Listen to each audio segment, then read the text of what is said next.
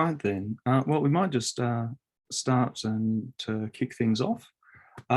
Welcome to Theme 1, Critical Minerals and Supply Chains. I'm hoping that everyone's been having a good symposium so far. There's been some vigorous discussion throughout the symposium, and I think we've had an excellent lineup of speakers and presenters throughout. For those of you who are here and are interested in translation options, we have a translator there. You can go down and click on the translation options and pick the language that you want to hear the presentations given in.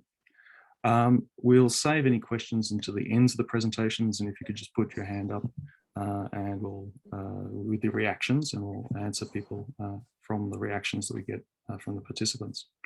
We're going to kick it off now. Just to remind everyone, this is being recorded. But now we'll probably start off this session with the first speaker, who is Mr. Mitch Thomas. Mitch joins us from Rio Tinto, where he is the CFO of Battery Minerals. He has experience across a range of different areas in financial planning and analysis, business development strategy, and value optimizations. He has experience across a range of different commodities as well, base metals, but also precious minerals, and importantly for what we're going to be discussing today, battery materials as well. He also has experience across a number of different continents, and in fact is joining us today from Los Angeles. So without further ado, I think I'll throw over to Mitch and let you kick it off with the presentation.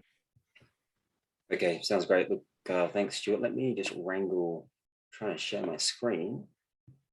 And if you don't mind, just let me know if you can see that. Okay, excellent. Okay, well, say good afternoon and good morning, everyone.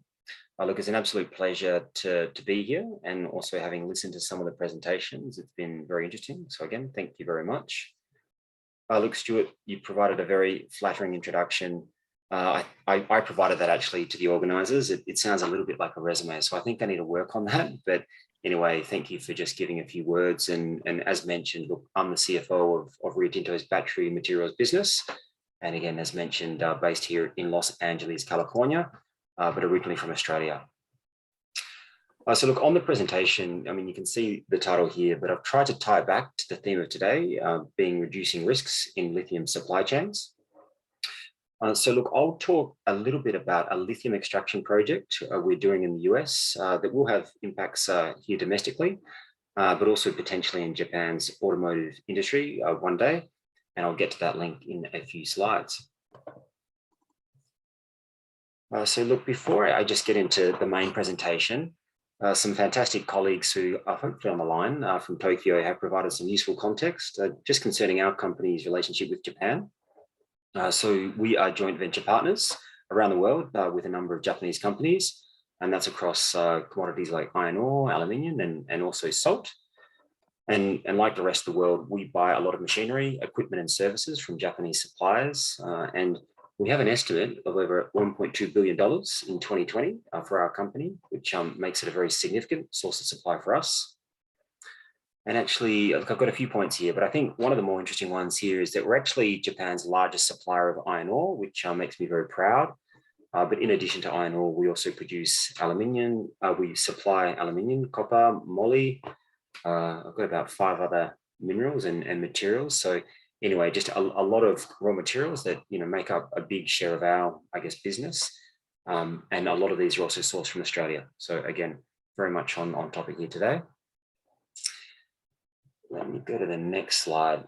Look, I'll assume that most of the attendees are a little bit aware about who Rio Tinto is and what we do around the world.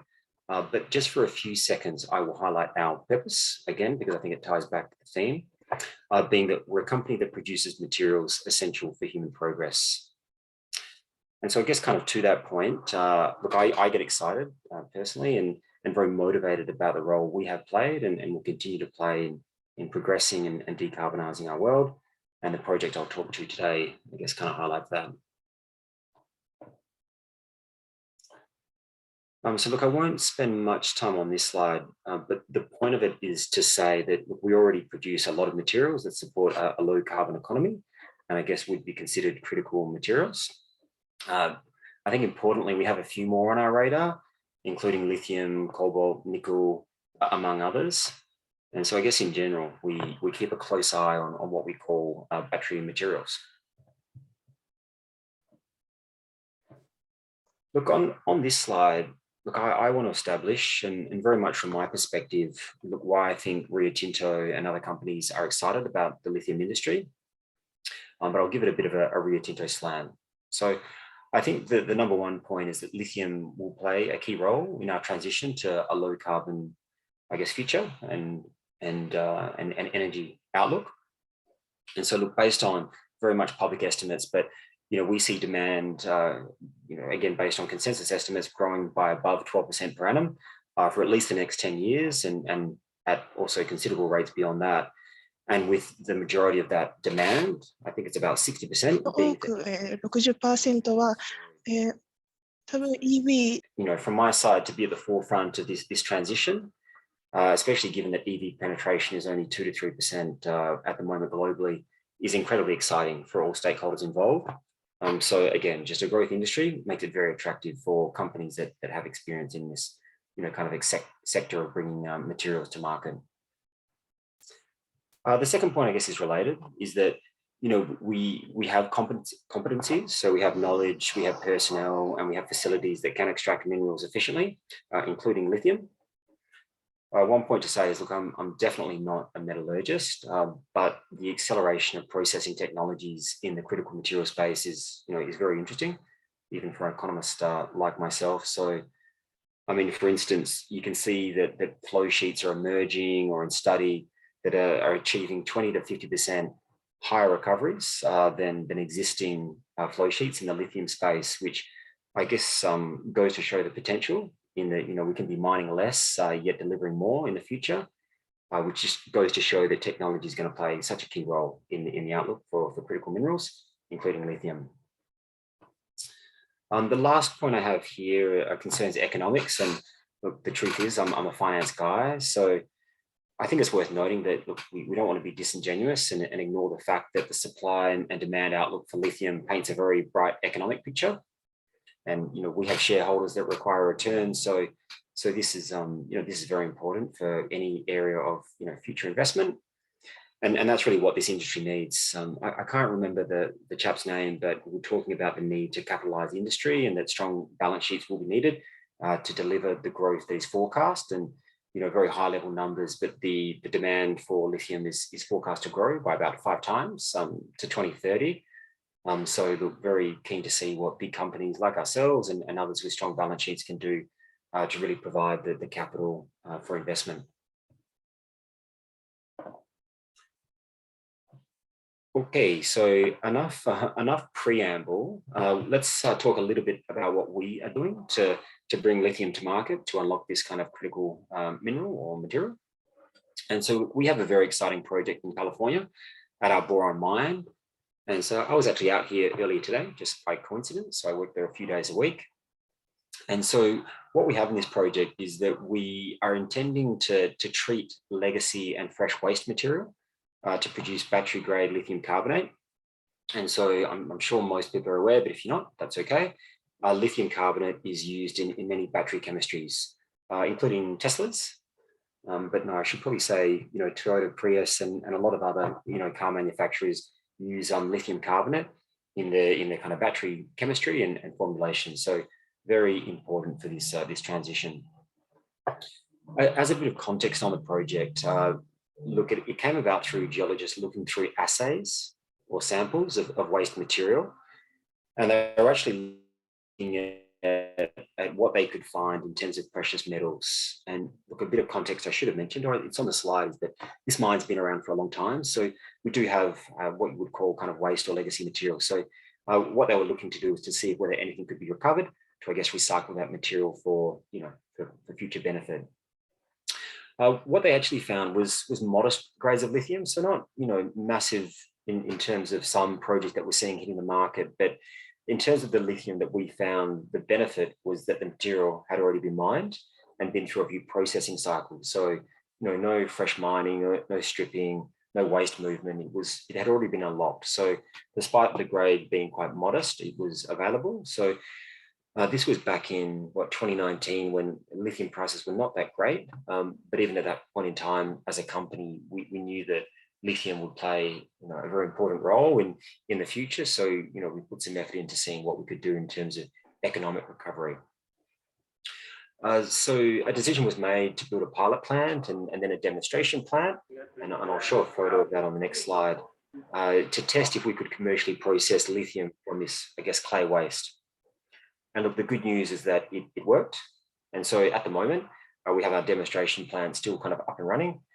We produce battery grade lithium carbonate at a scale of about 5 tons a year. So not commercial, but enough to kind of give us confidence that we can scale this up to build something of a more commercial scale. And look, one I think really cool thing to note is that, I mean, we know there's so much momentum in the lithium industry. We get a lot of contact from companies in USA, but also from Japan to receive samples of our material, which we're very happy to supply so that they can kind of do their trials and qualification to assess that, one day if this project, but hopefully future operation is producing, that there's some kind of offtake appetite and we can, provide our product to the world.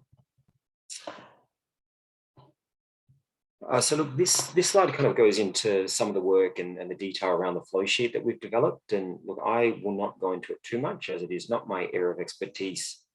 But the point is to say that through a lot of trial and error and a lot of kind of nimble and agile thinking, we have developed a patent process for extracting lithium from our waste material.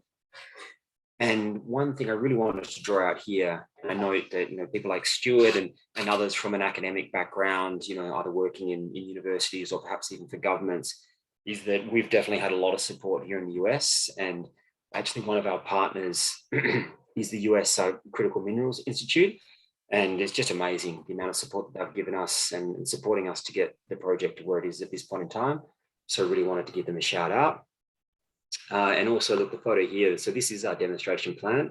I've cut it quite a bit. It's actually a lot bigger and some of the team members, but it's fair to say that the achievements that we've made so far and that we expected to make is a great sense of pride from just a life cycle recycling and playing a role in future critical minerals is something that makes our, I guess, workforce very motivated to the cause that we're kind of pushing.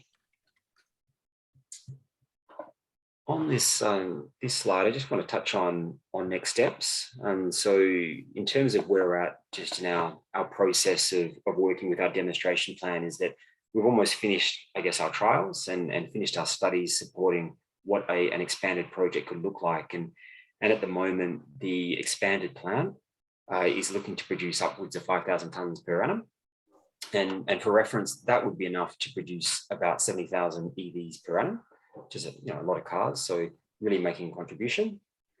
And look, all going to plan, we aim to be in first production by the end of 2023, which I think just really a reflection on the infancy that the lithium industry is in at the moment.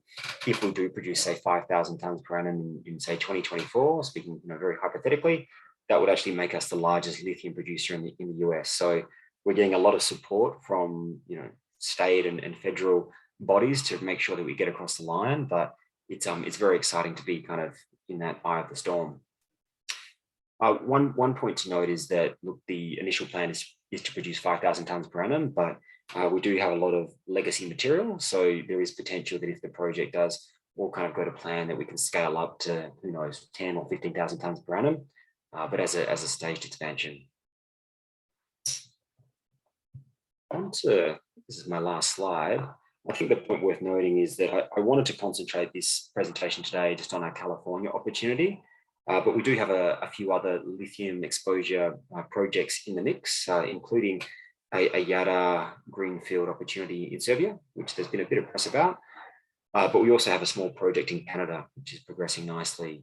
I don't have time to talk to these today, but happy to answer any questions. So in terms of the formal presentation, that's it from my side. So thanks for letting me talk a little bit about our business. If anyone has any thoughts, during the Q&A period of this session or even afterwards, my email address is there. Always happy to talk with, I guess, like-minded people interested in critical minerals. But I will leave it there and I look forward to listening to the other presenters. So I will stop presenting my screen. Thank you very much, Mitch. We're going great for time. Does anyone have any questions for Mitch? If you do, just raise your hand using the reaction button. David, I see that you've got a question. Yeah, thanks so much, Mitch. I've mentioned Rio Tinto a few times in the discussion so far because it's unique in my view, among the major mining companies in pursuing critical minerals other than as a co-product. So particularly your greenfields programs here. And I'm just interested in the whether you have sort of discussed or have any insight into why Rio Tinto differs from the other majors in this respect. I should say I applaud you for doing it, but I'm just wondering, is there more background that you could share? Yeah, look, I can try, David. It's an interesting question and one that we think about quite a bit. So it's definitely going to be my view as opposed to a company view. But I think what I would say is that maybe just reflecting on my experience with Rio Tinto. So prior to my current role, even a few roles back, I used to work in our energy division, which was mainly producing thermal and coking coal. And I mean, it's fairly well documented that look, our board made a decision to say, look, these materials will play a role in the future, but it's not a direction that our company, I guess, wants to keep investing in. So there was definitely, I think, a point in time where the business wanted to reorientate itself with perhaps more materials and minerals of the future. So that kind of started off with coal. And so I think at the moment we see an opportunity, and look, maybe it's coming from the perspective that we can leverage a lot of our processing technology. So look, I'm not an expert, but we do have a lot of excellent metallurgists and scientists in the business. But also, I guess, coupled with the fact that we do have a global footprint, a willingness to kind of capitalize projects that are attractive, but also a strong outlook of what's going to happen or transpire in this kind of battery material EV kind of space. There just seems to be some very attractive ingredients there to say, look, it's not an industry that we can ignore, and really happy to get in at the ground floor before it blows up too much. So look, a bit of a mixed bag and a lot of perhaps even overly optimistic thoughts from my side, because I'm personally very excited, but yeah, I'm really happy we're here, and I wouldn't be surprised if our peers also jump on board soon. Thank you. Fantastic. We've got another quick question, I hope, from Moha. Yeah, thanks, Stuart. Thanks, Mitch, for a fantastic presentation. My question is, so far our discussion was centered around, mid-tier and juniors getting into the business of critical minerals. How would you see the market evolving when big players like Rios and BHPs and all the names that you think of come into sort of the play, and how the whole market is going to evolve? Does that mean that there's no scope for juniors and mid-tiers to sort of venture into this going forward? Yeah, look, another interesting question. And while I really like working for Rio Tinto, and I've worked for Rio for about 11 years now, we have some great strengths, and we leverage those. But I also look at peers or friends that work for smaller mining companies, and I think they definitely have a role to play in say lithium and other critical minerals at the moment, and I think that will continue. And I mean, if you look at say project development from exploration, discovery to progressing through studies and then development, you could look at case studies on just how I think it's fair to say sometimes inefficient the larger companies have been at that. We have a lot of bureaucracy. Sometimes we're unwilling to take great risks, whereas you see these smaller companies being a lot more nimble in that regard. So, whether it's a consolidation story in that we'll see, as industries mature, in say using lithium as an example, it's at that point of maturity that you see consolidation and those larger balance sheets and larger scales kind of playing a role. I think just to answer your question, I think there's going to be a space for all companies in this space. And I definitely imagine that the bigger companies will enter like Rio Tinto is doing. Fantastic. Thank you very much there, Mitch. I think that's all the time that we have at the moment for questions. I'm sure that if you have any more questions for Mitch, you'd be happy to answer them offline. What I'd like to do now is introduce our second speaker, which is Dr. Anita Pabaka Fox from the Sustainable Minerals Institute from the University of Queensland. So Anita is actually the group leader of the Mine Waste Transformation through Characterisation, or MyWatch, at the Sustainable Minerals Institute. Her research is focused around mine waste characterisation and improving mine planning and waste management practices. She's worked in alongside a number of different stakeholders, the mining industry, met sector, and also the government as well. Most recently, Anita has been leading industry and government funded projects, characterising a range of different mine waste minerals to evaluate their economic potential. So please join me in welcoming Anita to give her presentation. Thanks very much for the intro. I'm just going to share my screen and just sing out if that looks okay. Is that all right? Yep, looks good. Perfect, thank you. All right, well, thank you very much for having me this afternoon. It's a great pleasure to speak here. The thing that I wanted to talk to you today about was a project that we're running up in northwest Queensland at a mine site called Rocklins. And this is a great example of a partnership between Jobmaker, our university, the University of Queensland, and the Geological State Department. So Tony Knight and his team, who you heard from earlier on. So just before I kick off, I would like to acknowledge all of my team here at the SMI. I'd also like to acknowledge Tony and all of his team. I'd also like to acknowledge Jobmaker and also the Mount Cuthbert Resources, or the Copper Resources Australia team, who actually have the ownership of the Rocklins tailings storage facility. So thank you to all those people.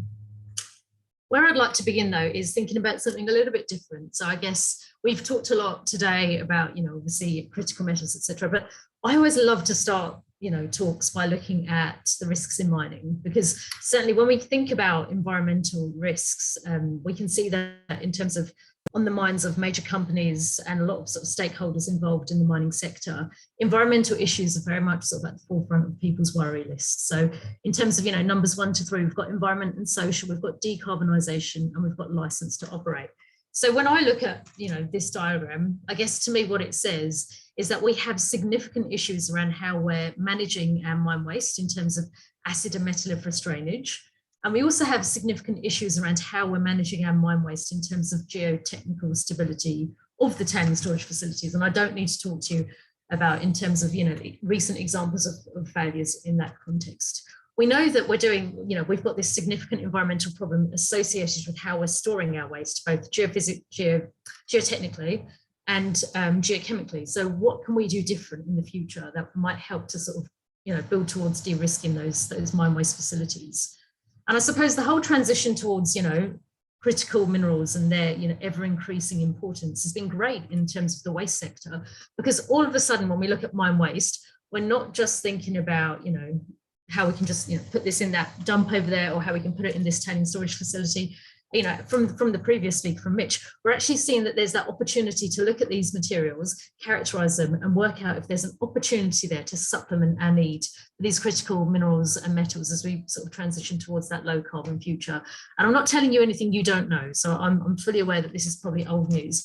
However, I am just going to use that to set the context of what I'm saying today. So I guess in a lot of the sites that we've looked at and, thinking about, the critical metals that we need in terms of that transition, we definitely see that in the waste, all of these things are actually quite well populated. So all of a sudden, when we've kind of been characterizing our waste and we've kind of been looking at even some of them, like cadmium's not featured here, but certainly we'd always look at cadmium and think, oh, that's an environmental pollutant that, is potentially toxic. I don't want to see that. I want to see low concentrations of that. But now, because obviously, it features on the critical minerals list, now we've got a kind of a completely different way in which we're looking at some particular elements that previously were contaminants. So I guess in terms of that driver for economic rehabilitation, if we phrase it like that, I guess looking at waste as a potential resource for critical metals, this is certainly a big driver. And on that theme of driving, certainly when we think about that transition to that low carbon future, and again, I'm not telling you anything you don't know, but when we think about that transition to that low carbon future, we know that we're going to be producing a lot more, electric vehicles. India said fully automated EVs, or not automated, fully EV by 2030. Not sure that's going to happen. But in terms of what is happening is obviously we need more copper. I'm not telling you anything you don't know, but I suppose when we think about the flip side of that, we think about the amount of waste we're going to produce to meet that future need for copper. You know, we can see that we're going to be producing a lot more mine waste. So when we think about things like acid and metalliferous drainage and, you know, geotechnical risk stabilities associated with tailing storage facilities, problem's only going to get worse. We're producing more waste. So in terms of those risks, they're only going to increase unless we do something quite different. And if we think about copper in itself, you know, when we think about the global contribution to, when we think about the production of global tailings, copper mine tailings contribute 46% of all of the tailings that we currently produce. That's only going to increase, as I say, when we sort of drive towards producing more copper to meet, you know, to meet the other environmental challenges that we're facing. And I suppose, you know, this is, I've said this loads of times, but I absolutely love this. You know, mine waste is where CO2 emissions were 5 years ago. So I guess this was said to me by someone very senior in a tier 1 mining company. And I absolutely love it because really what it's saying is, you know, if we think about the Paris Agreement, that was 2015 and now it's 2021, we've just had COP26. You know, we're at that point where the Paris Agreement was in terms of mine waste. You know, we could actually start putting some real things in place and policies and maybe, you know, drive this kind of thing around recharacterization and seeking those opportunities for valorization, even beyond critical metals. If we start embedding those really well now, then perhaps we can avoid, you know, potentially what could be future problems in terms of the increase in the amount of mine waste we're going to produce. So I guess, you know, certainly I guess what my group's been focused on here at UQ is really focusing on breaking the pollutant linkage chain at the source. So if we can actually characterize these materials well, then we have that opportunity to understand if economic rehabilitation is actually viable to de-risk these sites and sort of, you know, find a different outcome. And I suppose Mitch's presentation was certainly a good example of that recharacterization and in many ways that economic rehabilitation in action. So how does this apply to Australia? Now, you know, I guess one thing that really irritates me when it comes to talking about mine waste is sometimes there's a presumption that it's a very homogeneous material. And I think if anything, these photos that I've put alongside this map, they very much convey the diversity and the complexity of these different mine waste sites, be it mine tailings, be it waste rock, be it spent heap leach, be it slag. You know, lots of different metallurgical wastes are produced. Everything is different and everything resides in a slightly different climatic region. You know, the hydrodynamics are different in terms of thinking about the hydrology and the hydrogeology of a site. The, you know, the superficial environment can be quite different, etc. So there's so many factors that make, you know, these mine waste environments very diverse. So if anyone sort of wonders if there's any value in actually bothering to characterize these, it's absolutely fundamental. We cannot think about valorization until we've got a good handle on characterizing these materials.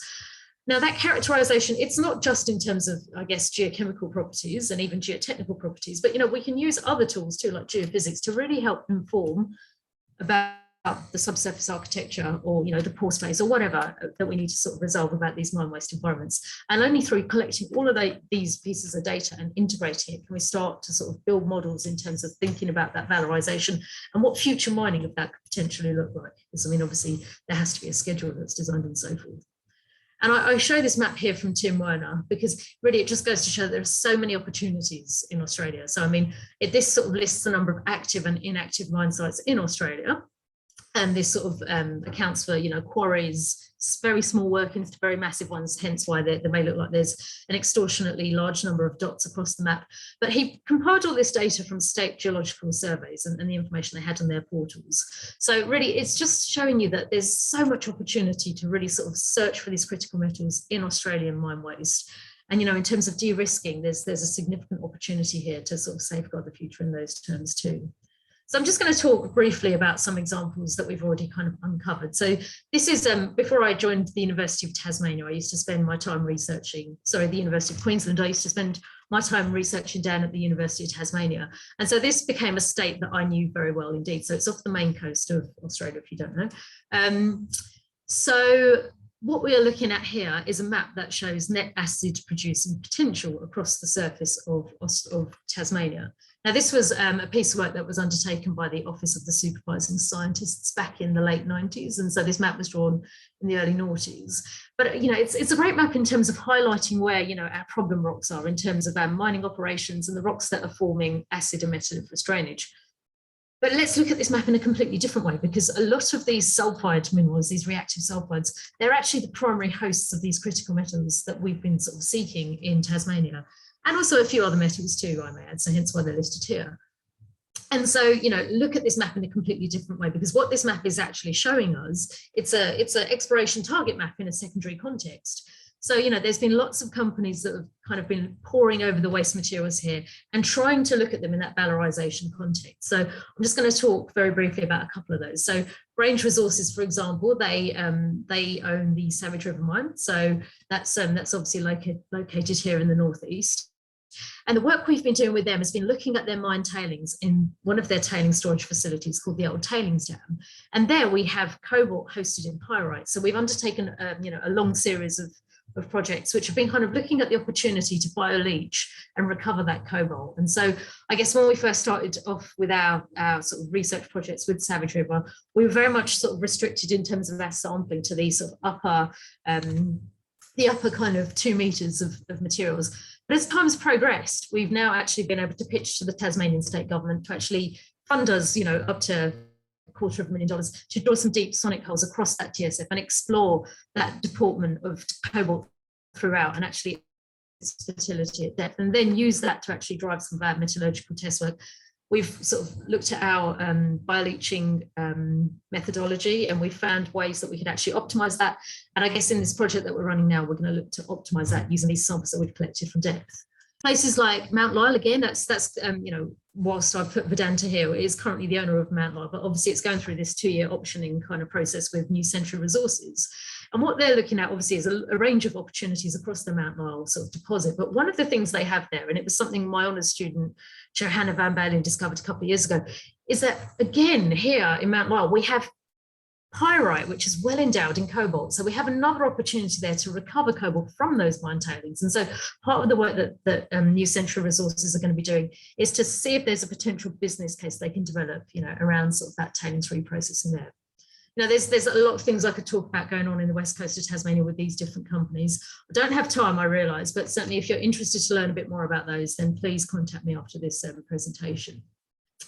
But the main thing that I wanted to talk about was activities in Queensland, and everyone will be familiar with some of these things through, you know, LinkedIn posts and sort of other sort of media outlets, and sort of just through generally following companies and junior companies, certainly in Australia. So I guess one of the most famous examples of reprocessing in Queensland is probably the Century mine. This is owned by New Century Resources, who I previously mentioned on the last slide, but certainly they've gone back into the Century mine.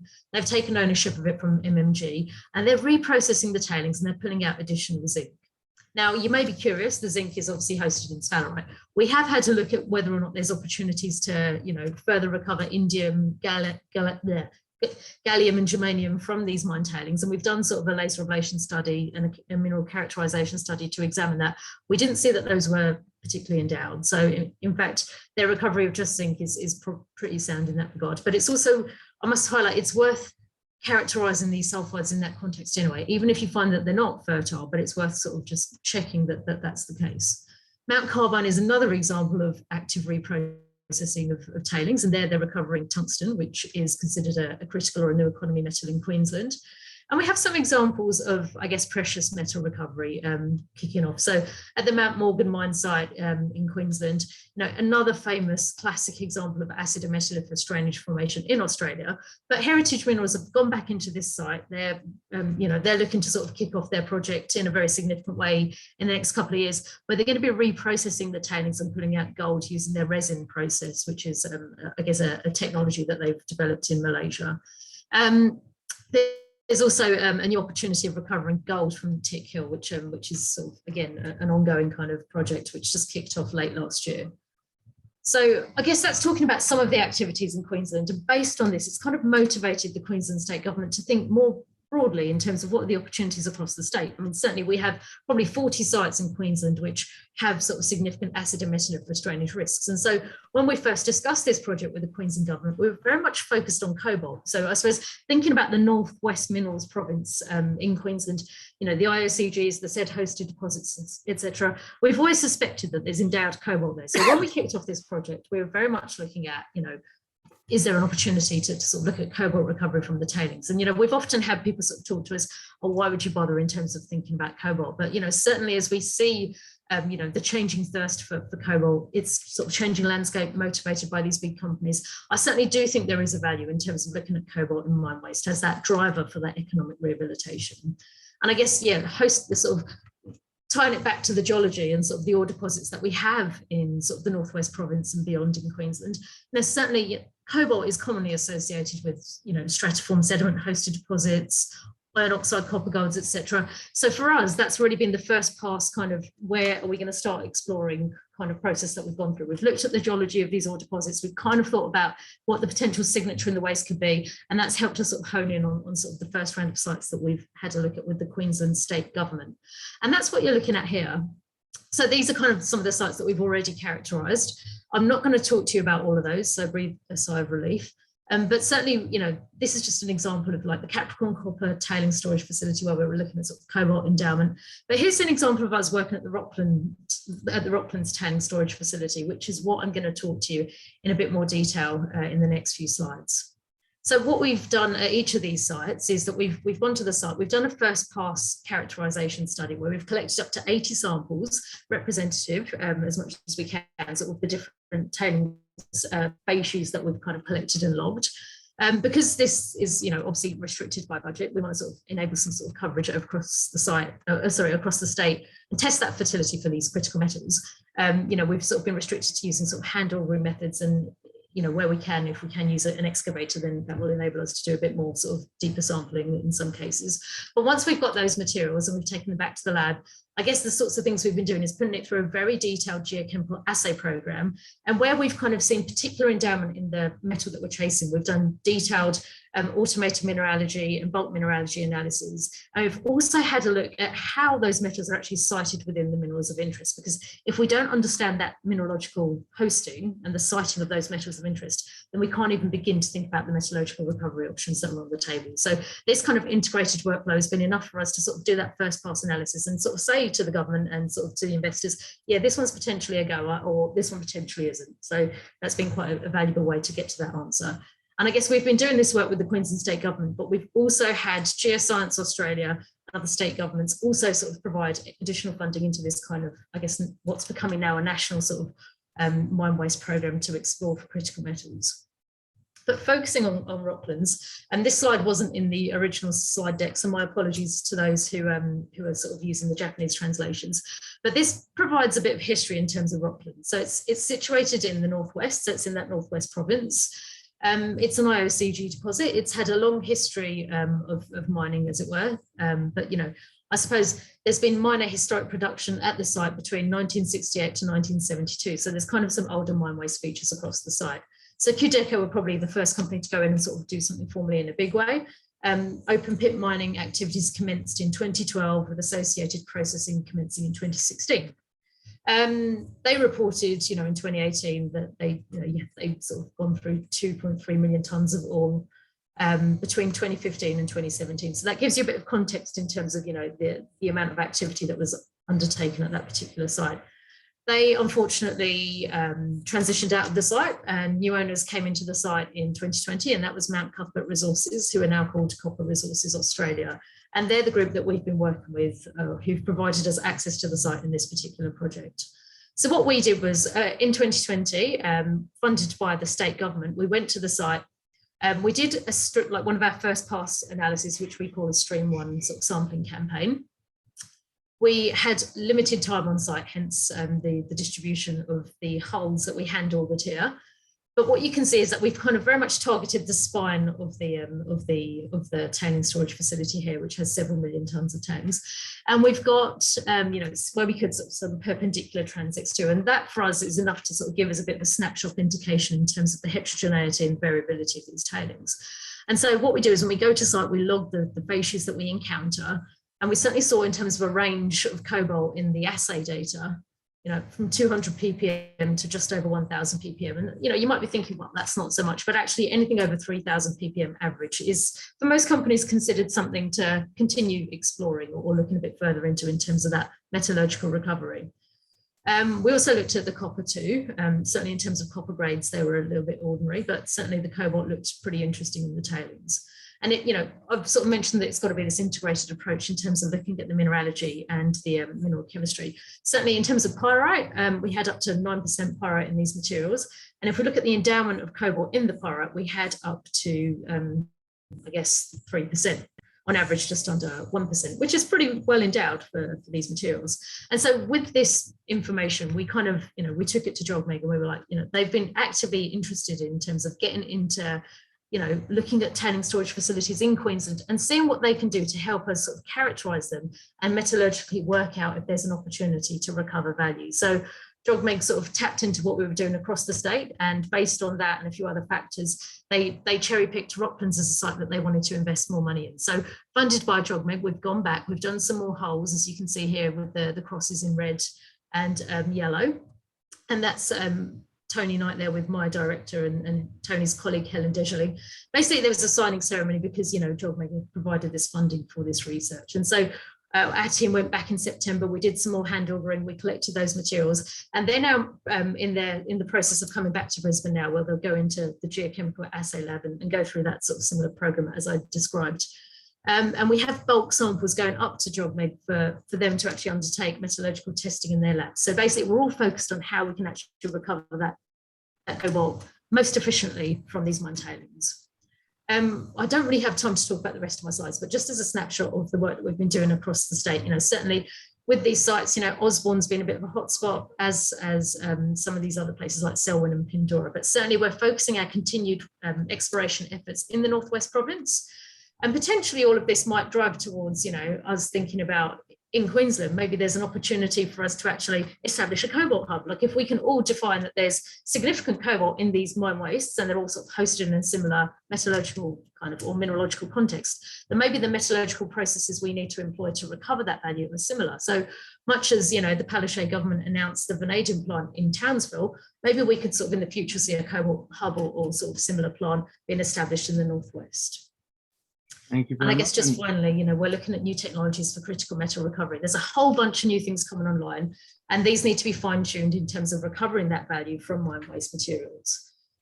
And so I'll probably leave it there because I know I'm a little bit over time, but I suppose the next step really is to continue with this thought process and explore across Australia. There's so many sites to explore, and there's probably so much opportunity in terms of critical metals to identify and unlock the value of. So thank you very much. No worries. Thank you very much, Anita. I'm sure there's a bunch of questions for Anita. She's covered quite a lot of ground there.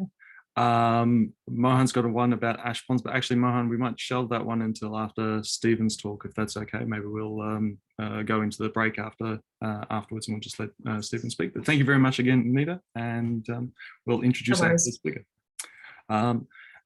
Our third speaker is Dr. Stephen Northey, who is actually the Chancellor's Postdoctoral Research Fellow at the Institute of Sustainable Futures from the University of Technology, Sydney. His research seeks to understand the interaction between mineral supplies and sustainable development outcomes as we transition towards a decarbonised economy. He's particularly interested in understanding the required investment in battery mineral supply capacity in order to decarbonise the global economy, as well as understanding the natural resource requirements and environmental impacts of battery mineral supply over time, which feeds into some of the stuff from the previous presentation as well. So please take it away, Stephen. Thanks so much for that very kind introduction, Stuart. And I'd also like to thank you for putting together the session today. The presentation so far, both in this session and all through today, have been really, really high quality, I thought, and like really interesting. And I've gotten a lot of, I guess, interesting insights out of them so far. Oh, thanks goes to Mohan for that, actually, who's on channel. So, okay, well, I'm sure it was a team effort. Okay. So is my slides full screen for everyone? Yep. Okay, so what I'd like to talk today is, I guess, look into the future and I guess really try and understand, what does the future of mineral supply into the battery sector actually look like? Now, when you look into the future, it seems like we've got a problem. There's some great work done by Takuma Watari at Japan's National Institute for Environmental Studies. And what he did was he compiled, I guess, all the different, long-term demand estimates for a whole range of different mineral commodities. And as part of this, I guess it really demonstrates quite clearly that for most commodities, there is an expectation that there'll be a huge increase in demand over the next 30, 40 years. And a lot of this is driven by changing technologies in the economy, general economic growth, there's some population drivers. But I guess the long and short of it is, how are we actually going to meet this long-term demand? Do we have enough, I guess, minerals to supply this? And I guess, how does that, supply kind of evolve over time? And of course, there's always ongoing concerns that, are we going to run out of minerals? Will they become very prohibitively expensive to actually extract? So I spend a lot of my time really thinking, I guess, a lot about these long-term challenges facing metal supply chains. Now, one perspective on how to actually solve this is that we might be able to solve our problems through better predictability and attempt some sort of orderly transition in mineral markets. What this would mean was, we've got very good understanding of how supply and demand is evolving. People can make very rational investment decisions, bring capacity online in a very orderly way. And we have, this kind of seamless, very steady kind of, I guess, increase in supply over time to meet these long-term demands. But unfortunately, prediction is quite difficult, I think. It's a little bit of a fool's errand. But I do think there's huge value in scenario modeling. And I think scenario modeling gives us the ability to start to understand, all right, what are the few key leverage points that we have that will actually make a big difference in long-term outcomes in these sectors. So the things people often identify are things like, the recycling rates of different metals. If you can extend, the period of time that certain products are in use, you might be able to reduce demand over time. And so there's, I guess, a lot of strategies people investigate. But often when they do these studies to really understand this, they place a black box around primary mineral supply. So they'll do detailed modeling of how materials are flowing through the economy, what does the future of material flows look like? But they usually just place a black box around primary metal production and I guess the mining industry. So we need new scenario model frameworks to really help us understand that. So for quite a while now, I've been working, I guess, on a modeling framework to help develop and kind of fill that gap, I guess. And it's what I call the primary exploration, mining and metal supply scenario model. So PEMS for short. And this is being developed to be, I guess, a transparent open source model. It's being developed in Python. And probably before Christmas, I'll get that on GitHub for the world to see, I guess.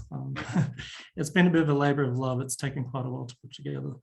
But essentially what this incorporates is the ability to, I guess, consider, all right, what's the current state of mineral supply? What are the existing projects? How many of those are actively operating mines? How many undeveloped? What's the characteristics of those projects? What are the size, the grades, the recovery? What does the cost structure of those projects look like? And then I think importantly, the model also has routines for mineral exploration. So a lot of scenario models either assume, we've got a fixed base of resource that we're working from. But what really differentiates this particular model is that we're actually modeling mineral exploration as well. And so deposit discovery through time. And how that's done is by incorporating, I guess, a lot of geological understanding around the distribution of, say, commodity grades and tonnages across, I guess, different mineral deposit types and formation systems.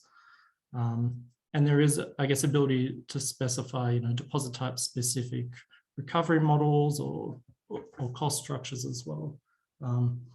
And I think the other differentiating feature is that the model's also developed to look at co-product commodities simultaneously.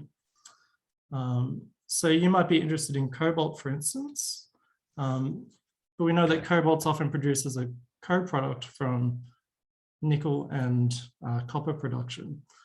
So actually, if you want to understand the future of cobalt, you actually need to understand the future of copper and nickel. And so this model's, I guess, being developed to, I guess, help us do that in a better way. And it's been developed in collaboration with Stefan Paulik and Stephanie Close from the University of Freiburg, Mohan Yalshetty at Monash, who's on the call here today, and also Damien Jerko here at UTS. And I guess to give a bit of a visual, so this is just kind of some kind of test case scenarios. So these are actually hypothetical scenarios. There's a lot of work that's required to actually develop the data sets to calibrate a model like this. So we're still going through that process for, I guess, real world commodities. But I guess this is some examples of, I guess, how the model functions. So each of these boxes is a different commodity, and they're being, I guess, modeled simultaneously. And in this particular scenario, both A and B are having the supply and demand balanced at each point in time. And then C and D are assumed to be co-products that they're produced if they're there, but they're not really, I guess, driving, for instance, whether a mine is developed or not. Because we know a lot of byproducts that are critical commodities, they're not usually, I guess, huge contributors to the revenue of a mine site. And because of that, they're not really dictating whether the same mines are developed. And usually it's just a very opportunistic sort of exercise whether they're actually recovered or not. But I guess what you can see here is that if you are meeting, say, different demand scenarios for different commodities, you might be meeting the demand for, say, commodity A and B here. But you can have wildly different outcomes in your ability to meet the demand for these commodities, these C's and D's. And a lot of that is due to things like, the specific deposit types that are being discovered at different points in time. So I guess for the copper sector, for instance, you might be interested in molybdenum. Well, really, you're probably only going to produce molybdenum if you're developing porphyry copper deposits. If you're developing IOCG copper deposits, you don't really have that opportunity to then extract, I guess, molybdenum. So different deposit types, even for the same commodity, can lead to very different outcomes for the production of co-product minerals. And so I guess what we're doing here is we're running the model, a couple hundred times, and we're seeing the distribution of how different, I guess how the randomness of exploration, success, and mine development actually can lead to very substantial differences in, the trajectory of supply for different commodities. And then I think if we talk about, well, what does that mean for actually meeting, say, the long-term demand for some co-product commodities? It might not always be possible with our current development strategies. And I think this is something that's very, I guess, unexplored at this stage. There's a lot of real uncertainties here. Like presumably if there is like systemic long-term demand shortfalls for a particular commodity, prices will rise. You start to have more incentives to actually, I guess, extract those commodities. But it's quite difficult to really integrate that into scenario models. But I guess the key takeaway from this, though, is that we might be able to meet demand for some commodities, but the way we develop that supply chain may limit our ability to produce certain co-products. And so we just need to be cognizant of that.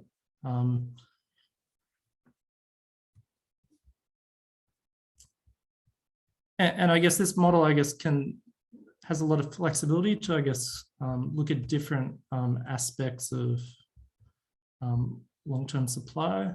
For instance, you could look at, how many mines are required to be producing at different points in time. You could look at, what's the required rate of deposit discovery over time if we know that, discoveries fall within certain, size ranges or grade ranges. We can also look at things like, essentially, how sensitive are these outcomes to things like development periods? So if we know there's, say, a 10-year lag time between deposit discovery and a mine producing, how far in advance do we actually need that exploration success to occur to make sure that we've got, high quality resources when we need them? And I think this opens up a whole range of questions around, the timing of investment in, say, exploration or setting up incentive schemes for bringing new supply online. So I guess that's one perspective is, we can solve things through better prediction and, more informed rational decision making. I think there's another way to solve our problem of meeting long-term demand, and that's to really push almost in the opposite direction, say, all right, let's try and solve the problem by using people's, natural assets. And I think for a lot of people, that's actually greed. So a lot of, I guess, behavior in the world is incentivized by greed. If you can make money doing something, there's a good chance you'll be, tempted to do it. And I guess what this means in practice is, should we, I guess, be looking to kind of lean into, any commodity kind of super cycle type behaviors that might occur in the market. So what's a commodity super cycle? So we know that, I guess, over time, there's fluctuations in commodity prices. Over the past, I guess, century, there's been a bit of an observation that, once you start looking at these things on more kind of decadal time horizons, you do get, I guess, broad periods of over-indexing of prices and under-indexing. And obviously within those periods, there's a lot of fluctuation as well. Often these have been triggered by things like wars or, say, the industrialization and urbanization of China. And I guess the big question at this stage is, will, I guess, the race to decarbonize trigger another commodity super cycle? I've noticed this year there's been a few little kind of news article style things that have kind of alluded to this. But if it did trigger a long-term period of increased commodity prices, what's the best way to respond to that? Do we deregulate and say, all right, let's shorten development periods, let's encourage risk-taking behavior so that, people are building and more, I guess, willing to take speculative investments and hope that, the market doesn't crash out under their feet? Or do we, I guess, try and do the slow, predictable sort of thing? And I guess, given that the climate crisis is really a race, I think there's some questions about, how we set up incentive structures to make sure that we've got the materials to debottleneck supply chains and make sure we can actually roll out the renewable technologies and battery technologies that we need to make sure that's a smooth decarbonization process. Which I guess is a bit of a counterintuitive view, I think. Because with greed often comes a lot of exploitation. We know that, for instance, if commodity prices increase, more marginal resources will become economic potentially. They might be in countries with, say, less developed governance. And we know that historically, at least, the mining industry has been a source of things like human rights abuses. I think part of the reason people are moving away from cobalt, it's not just around supply security, it's around reputation as well, around, say, human rights abuses in the Congo and things like that. Now, to solve these problems of excess greed, I think you need market signals for responsibility, and you need trust in the way people are communicating and receiving information. So as part of the Future Battery Industry CRC, there's, I guess, two relevant projects related to this. One project is on looking at sustainability certification schemes for material producers, and also developing life cycle assessment data to provide, I guess, greater evidence bases for claims of things like the environmental footprint of a product. So I'm involved in that particular project. Then the CRC actually also has a parallel project that's looking at trusted supply chains. And so this is looking at, all right, how can we certify the provenance of materials? So if someone says that they bought, say, that their battery contains, say, lithium from Australia, how do we verify that? And they're using, I guess, what they call geochemical fingerprinting techniques to say, right? If we look at, say, the isotope ratios of the lithium, you know, there's a high likelihood that it came from this mine, and that way you can kind of verify at the product level. You can attempt to verify where the raw materials that ended up in that product actually came from. So it does seem to be possible to do some of that sort of stuff. And then they're also looking at, I guess, developing trust through traceability. And essentially that's then integrating all this sort of information with blockchain technologies and developing, I guess, supply chain tracking mechanisms. Now, the idea is if you can put these two pieces together, responsible producers will then have a way to demonstrate that they're acting responsibly. You know, they've got best practice environmental management systems and things like that. And then they'll also be able to communicate that in the market. And that communication will be trusted. If they can do that, they might be able to start to differentiate themselves from their competitors. It's unclear whether there'll be things like price premiums for things like this, but there might be better market access, for instance. Yeah, and so on the certification and LCA project, you know, I've got a bit of a broad team there across UTS, University of Melbourne, Murdoch and UWA, as well as a bunch of industry partners who are involved. Now, kind of the timeline for this project, we're about almost a year into it now.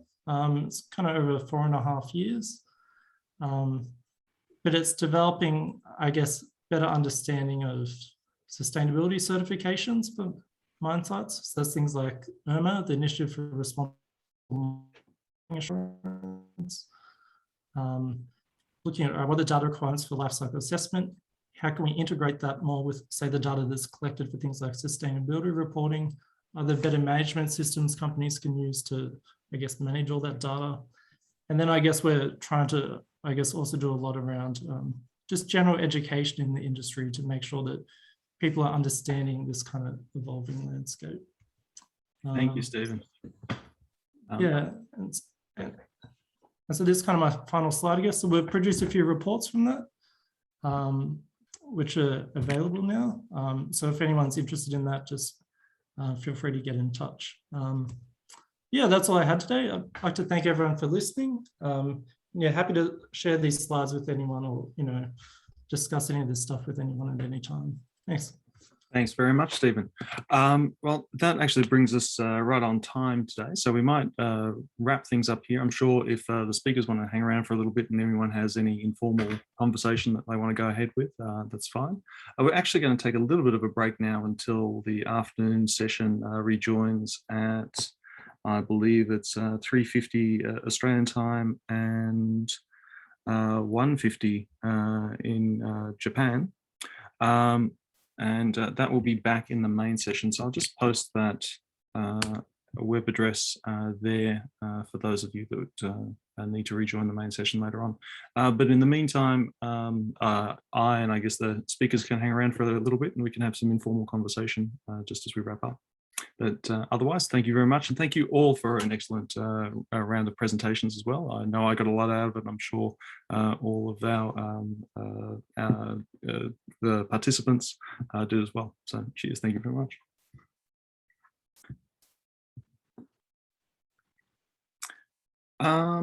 Anita, just sort of casually now that we're sort of wrapping things up, I know Mohan had a question about ash ponds and the work that you were doing.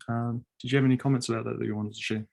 Yeah, I guess I answered it in the chat, but yes, certainly in our portfolio of sites that we're looking at with the Queensland State Government, ash ponds are very much on our list for this financial year. So we have not yet, well, there's two that we're looking at in particular. I'm not going to mention which they are yet, but they are to be sampled when it stops raining. Yes.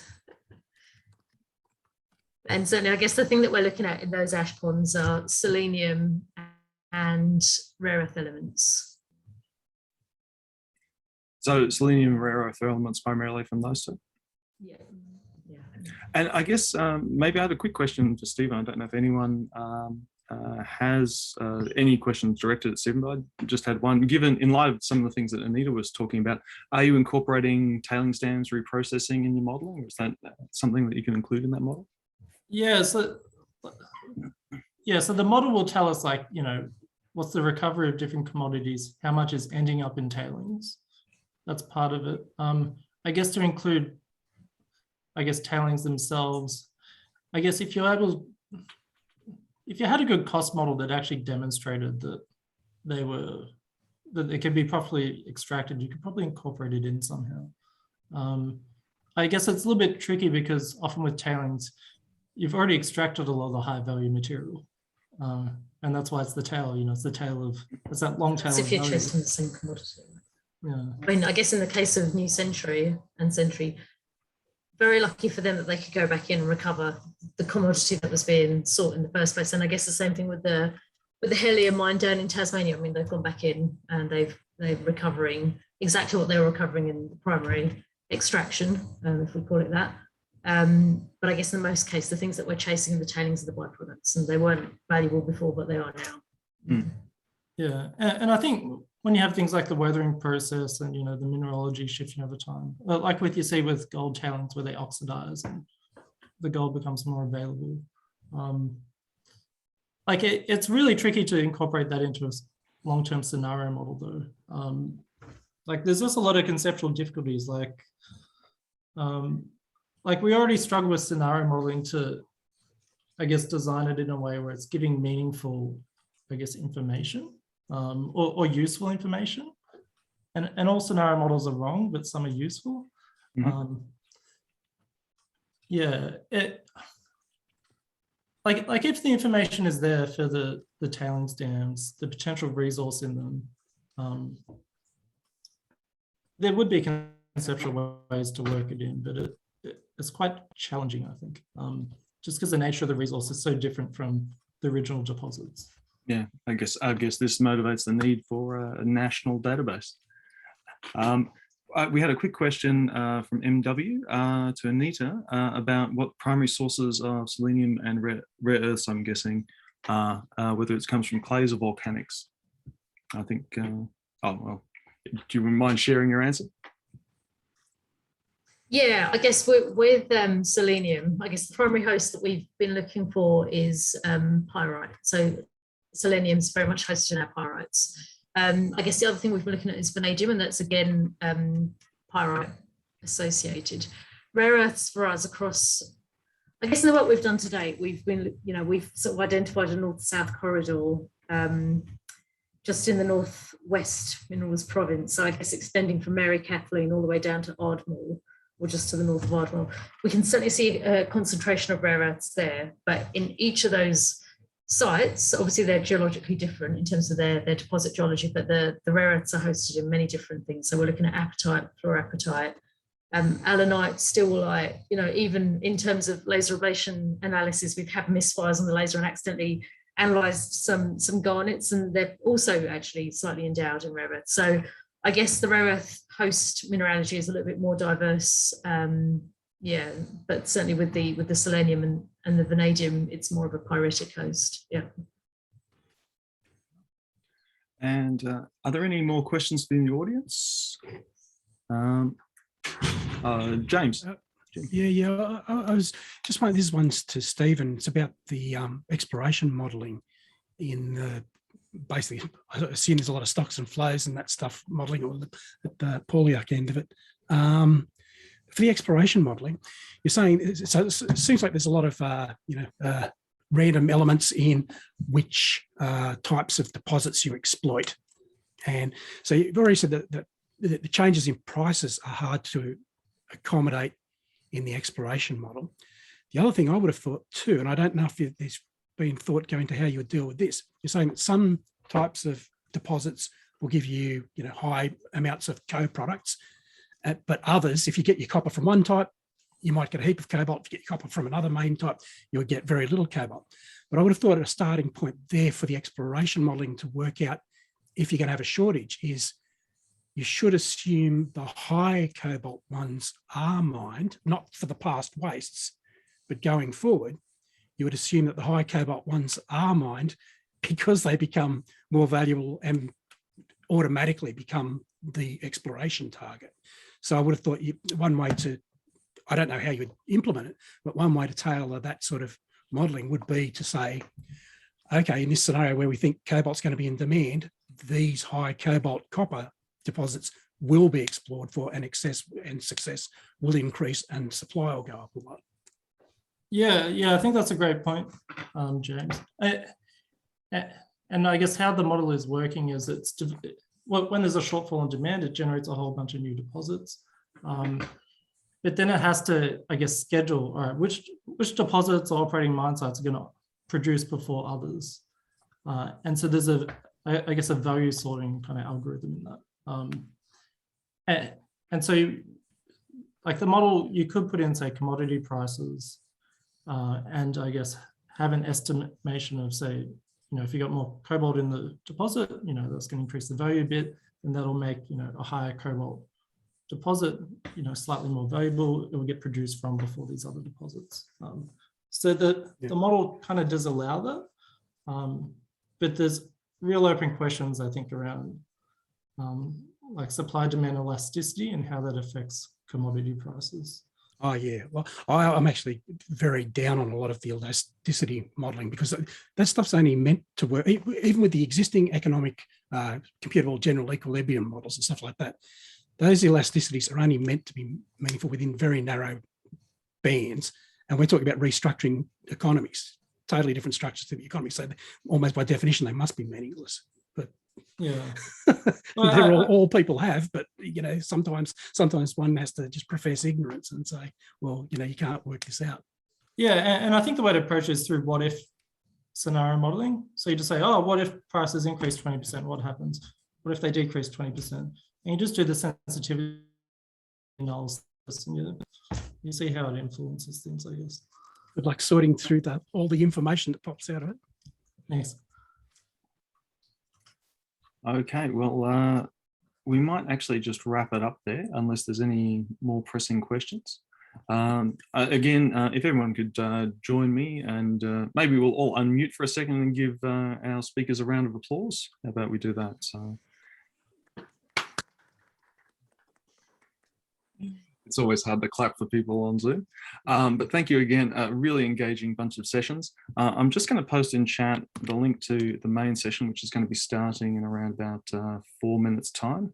By all means, please rejoin us there for the conclusion of what I think has been a very stimulating series of presentations and a meeting as well. So we'll see you in the main room in a little bit. Thanks, Stuart. See you, Stephen.